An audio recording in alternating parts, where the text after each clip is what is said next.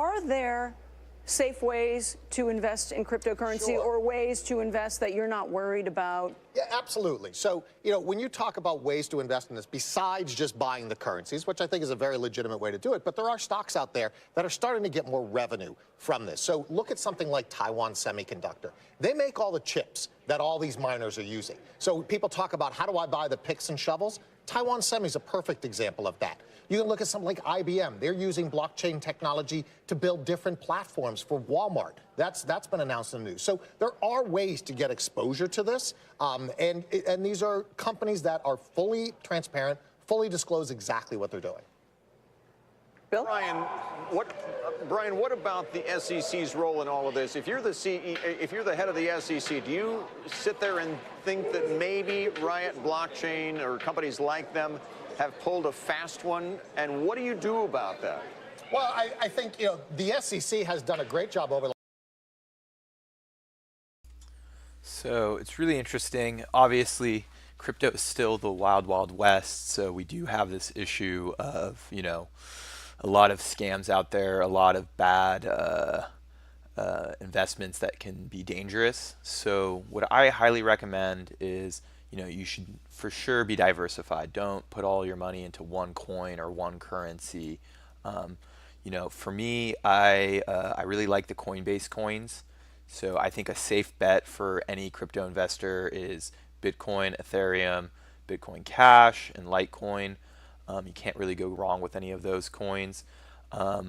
And you shouldn't have all your money in cryptocurrencies. I do really believe that you should invest some money in the stock market. And that's why I'm a big proponent of using Robinhood, because you can basically buy stocks with no fees. So if you haven't used it before, there's a link on the YouTube page.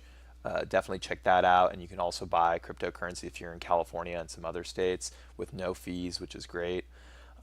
But that's what I would recommend to the audience is, crypto is the Wild West, and, there's a lot of scams. And it's interesting that, even in the stock market, there were companies taking advantage of people by putting blockchain in their name, like they just mentioned. So I think the safest way to prevent yourself from, getting scammed in crypto is diversification. I mean, that's, I feel like, investing 101. So, if you're going to invest $1,000 in cryptocurrencies, I would also invest $1,000 in the stock market. If you don't have $1,000 to invest in both, then maybe 500 in cryptocurrencies and 500 in the stock market. And I always believe that whatever you're investing, you should at least have 50 to 25% cash. So if I have $1,000 to invest, I wouldn't just invest all $1,000 right away. I would maybe invest 50% of it, so maybe put 250 in cryptocurrencies and 250 in the stock market, and then use that cash to slowly dollar cost average.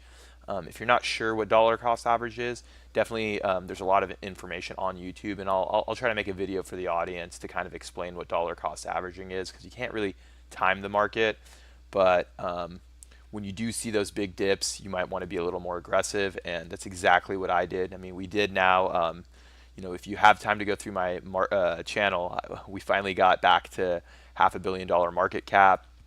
And if you go back to the history, let's just go back to 1 month, I started preaching at probably somewhere around here, this level, the first dip, to start buying, which I did, and it did rebound, so I stopped buying, and then obviously it crashed even more. But I actually still had a large cash position. So I really made my biggest buys around this region right here and kind of just rode it out.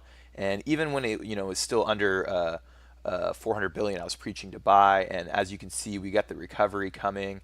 And I do feel like this is going to be a bull market. And for the year of 2018, you're not going to have a better investment in asset class for cryptocurrency.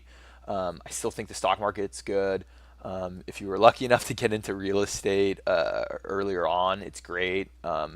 Now I would not invest in real estate. You can definitely look at REITs, and I'll probably create a video to talk about that, so that way you can have some exposure to the real estate market. But in my opinion, if you really do understand cryptocurrencies and the technology, I would even put maybe 65-70% into cryptocurrencies, and then maybe do 30% stocks. But that's only if you really understand it and you really do believe in the technology and you're okay with holding on to it long term. And obviously there's a little more volatility in cryptocurrencies than stocks. But anyways, let me know what you guys think. But that's what I would do for just beginning investors. If you want to be safe with cryptocurrency investments, start small, hold a lot of cash, buy the dips.